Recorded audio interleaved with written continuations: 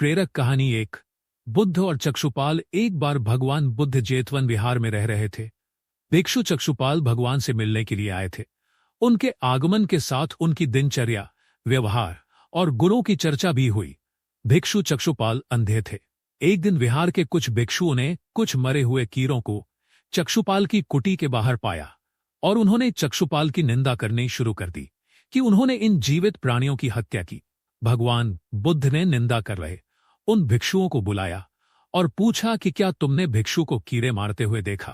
इस पर भगवान बुद्ध ने उन साधकों से कहा कि जैसे तुमने उन्हें कीड़ों को मारते हुए नहीं देखा, वैसे ही चक्षुपाल ने भी उन्हें मरते हुए नहीं देखा और उन्होंने कीड़ों को जानबूझकर नहीं मारा है, इसलिए उनकी भर्त्सना करना उचित नहीं है।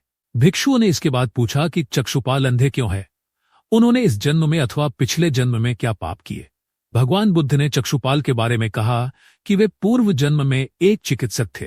एक अंधी स्त्री ने उनसे वादा किया था कि यदि वे उसकी आंखें ठीक कर देंगे तो वह और उसका परिवार उनके दास बन जाएंगे। स्त्री की आंखें ठीक हो गई, पर उसने दासी बनने के भय से यह मानने से इनकार कर दिया। चिकित्सक को तो पता था कि उस स्त्री की आंखें ठीक हो गई हैं, वह झूठ बोल रही है। उसे सबक सिखाने के लिए या बदला लेने के लिए चक्षुपाल ने दूसरी दवा दी। उस दवा से महिला फिर अंधी हो गई। वह कितना ही रोई पीटी, लेकिन चक्षुपाल जरा भी नहीं पसीजा।